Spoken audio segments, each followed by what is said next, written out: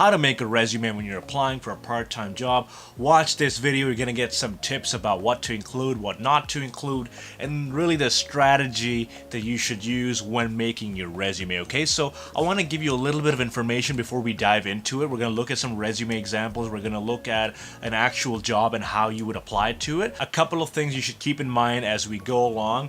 Number one, every single job needs a different resume. Unless it's a very closely related resume, every single job you apply to, you have to have a specifically tailored resume for that job to give you the best possible results. And I'll show you why in just a minute. And number two, you don't need a fully polished, decked out resume to get any kind of job. So for example, there's some jobs that just want to make sure, hey, can this person do XYZ task? If you can, good, come on right up, you got the job. You don't need to have a fancy resume, you don't need to have every little line polished. So depending on the job, a lot of the stuff that I'm showing you might not even be necessary, but it's always a good practice to have. Let's hop right into the computer. For the sake of this example, we're going to pretend like we're applying for a part-time cast member at Cineplex. That's the cinema here in Vancouver. I personally worked as a cast member in Kamloops. I worked in this company for about a year, so I know a little bit about what the actual job entails, and can also tell you about how to get the job because I got it myself. It tells you a little bit about the company, what the company is like, but really where you want to focus your attention is here and here. Here, god damn it. Your qualifications, okay?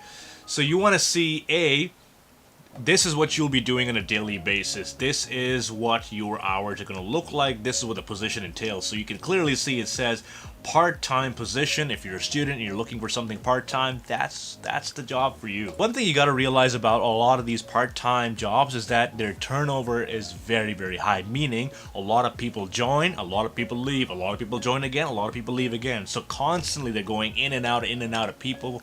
A lot of people work for like 3 months, 4 months, then they quit and they're hiring again. So throughout the year, they'll have a couple of batches where they hire people, someone leaves, they hire more people. So they're not super picky about the people they're looking for, except of course the primary things they need that we'll get into now. Qualifications. Now this is a job that doesn't really require a lot of qualification, but if you have a little bit of customer service experience, great. What does it require? Okay, so you have to be team-oriented, energetic, friendly, and outgoing. Makes sense, because if you're dealing with the public, you have to be lively, you have to be energetic. You enjoy working in a fast-paced environment, especially if you're in a cinema and people are lined up and you're selling snacks. You're gonna have to be working in a fast-paced environment. You're available to work late on weekends and some late weeknights. And the reason they say that is because most people, they're like, oh, I'll work in the day, I don't want to work at night. So they try to put that out there. So if you do find that you can work at night and on the weekends, you might get somewhat of a preference. They just want to make sure they hire you can do those shifts. Superior communication skills, successful candidates will enjoy free movies. So essentially that's the benefit you get with that, okay? So fair enough. Now this is how I want to help you break down the actual ad. Look at the job description, read it, and decide, is this something I can do every single day? If it is, sure, go ahead. Of course, it's a part-time job. It's not something you want to make an entire career of. It is interesting, so you apply, you need the money, I get it. But hey, picture yourself, can I do this every single day? Can? Great, okay? So qualifications, we've gone through them just now. Let's have a quick look at how we make our resume, okay? So I'm going to show you our sample resume. Someone has sent me this resume and I just edited the name, edited the address, everything out so that you can see. This is what we're working with here, okay? Our candidate here who's applying for this job, his name is Mr. Dude. He's from 999 Best Place on Earth. I want a job at iwantajob.com, okay? So I'm going to show you a little bit about how this resume would do in a job like Cineplex. Okay, now we've got the job and the resume side by side, and I'll help you understand a lot easier this way, okay? So when you look at this resume here, the first thing you'll see is objective to contribute my skills to ABC job. That's great. What I see a lot on resumes is a big paragraph or maybe 5-6 lines. I am an intellectual individual who is looking to find their life passion by selling popcorn to the public. I mean, that's great, but I don't care. I just want to find someone who can work my job. I don't care about your whole life story.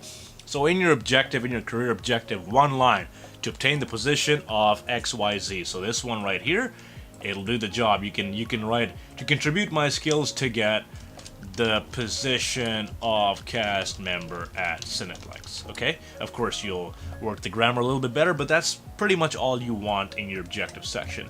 Now this is the main part here, skills highlight. This, by the way, is not the resume you should have. This is me critiquing this resume and showing you what to improve. Okay, so instead of skills highlights, you can either write highlights or summary of qualifications. I like this one a lot because it just shows them, hey, this, these are my important ticking points. When someone is going through resumes, okay, now you have to understand, when it's a position like this that doesn't really require a lot of work experience and everyone's applying to it, I don't have time to go through 300 resumes, read every single thing, go through 2 or 3 pages per resume to see if I want to hire the person. It's going to take me a maximum of maybe 10 seconds. Okay, most likely 5 seconds. I'm gonna look it up, I'm gonna glance, do I like what I see in the first page? If I don't like it, move on to the next one. So you want to make sure the first blip on your resume is directly related to the job, and I'll tell you how. Now when you see this resume, you see proven effective communication, resourceful customer, blah blah blah, efficiently, blah blah blah, abilities of multitasking. Okay, one thing you have to keep in mind, a lot of the things you see here, effective communication, effective coordination, ability to multitask, everyone's gonna have that on their resume. Okay, literally everyone. When I'm going through 300 resumes, or the hiring manager is going through 300 resumes, they're gonna see this on every single person's resume. You're not gonna stand out. Okay, so one thing you want to do is, when you compare your summary of qualifications to the qualifications, these two should match. Okay, so for example, if it says you are team oriented, energetic, and friendly, yes, you need to have that in here, but you also need to show how. So for example, if we go here and we write the exact word, okay, team oriented and energetic, worked at XYZ company as a customer service representative for 3 years. Okay, now not only are you showing them that you did the exact thing that they're looking for an energetic and friendly and outgoing person, that's the exact thing you did, but you're also giving them proof right there in that line of how you had that experience. They don't have to search for your resume, they don't have to call you to ask, it's right there. Okay, so essentially what you want to do is you want to take the summary, the qualifications in here, and you want to make sure every single bullet point, every single one of them addresses each point. So your second point is going to be about how you enjoy working in a fast-paced environment. Your third point is going to be about how you are available, if you're available. If you're not, don't lie about it. But if you're available, write what your schedule is like, because a lot of these people who are hiring part-timers, they're looking for flexible schedules. Mention that there. Okay, these are the things that you need to talk about right at the start of your resume. Okay, when the person opens up your resume and they see, okay, this person is 1, 2, 3, 4, 5, these are the 5 things I'm looking for, and these are the first 5 things he's capable of, and he has them on the top of his resume, that means he's ready for the job. I'm gonna give this guy a call. Look at all the qualifications they require. Within the first 5 points, address every single one of them, or as many as them you can. Never lie on your resume, it will come out eventually, but find experiences, find volunteer work, find things you do in your hobbies that relate to what they're looking for. Okay, when you look at employment history here, I'm just gonna polish this up a little bit. Of course, I've made up the companies here. There's no company called Cookie Monster. Let's just take Mars. Okay, so a lot of the experience this person has is on Mars. Unfortunately, this position is on Earth, right? I need to know this person can work on Earth, can work on Earth's climate, can work with Earth's gravity and all of that. So this is gonna get me a little bit concerned. I'll be like, okay, well, he's worked in Mars, but I don't know how translatable that experience is. So if you had, say, even 1 year of experience working on Earth, let's just say, for example, okay, and you had 6 years of experience here and 3 years of experience here, even though you have more experience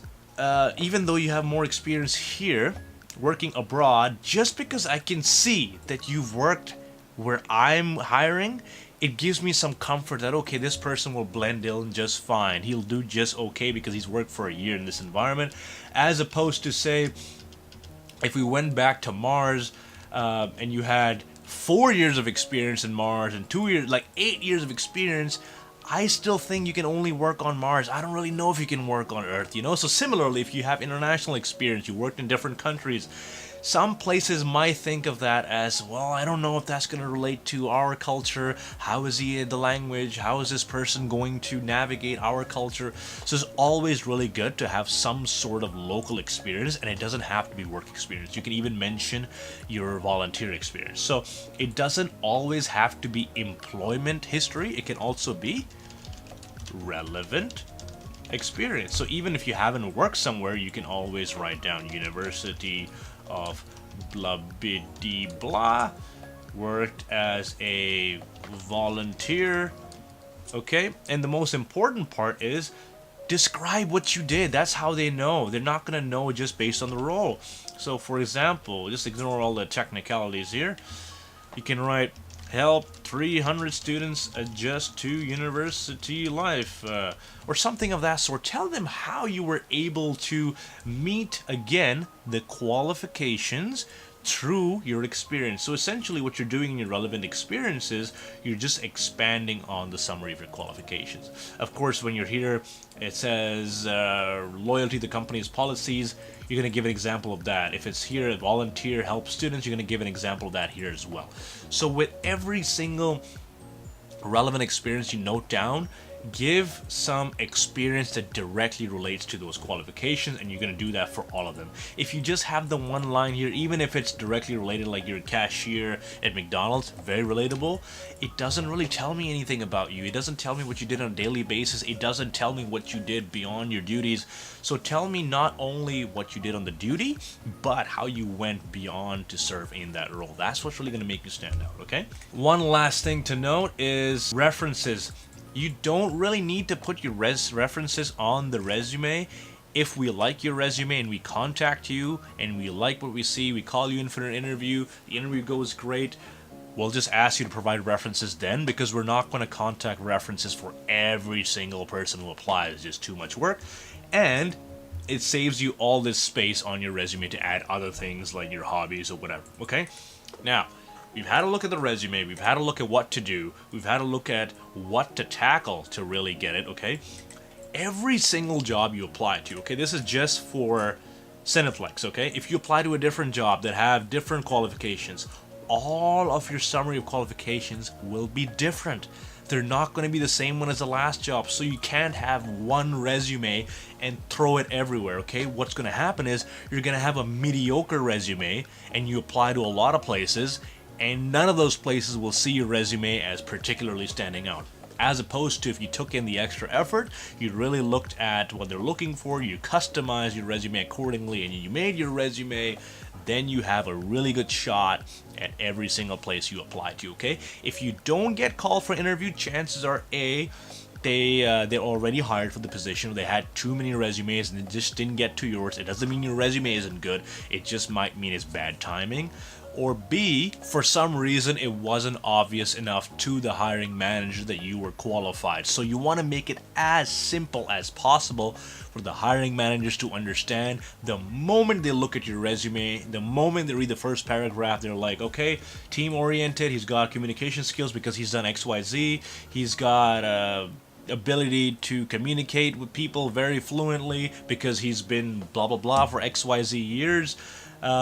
Immediately leave absolutely nothing to chance, put it right in front of them, polish it up, and send it over, okay? So this should be your strategy going in. Find the qualifications, tailor make your resume to suit those qualifications, and then apply. Take the extra time. It's going to save you so much work rather than just applying everywhere, okay? I'm going to have a lot more videos on resumes, a lot more videos on how to apply for full-time jobs as well. Hey, let me know, did you enjoy this tutorial? Did you enjoy me talking about resumes, giving you a little bit of tips, a little bit of advice? If you did, please make sure to like the video, subscribe down below, let me know what kind of videos you want to see in the future. I will see you in the next one. Take care.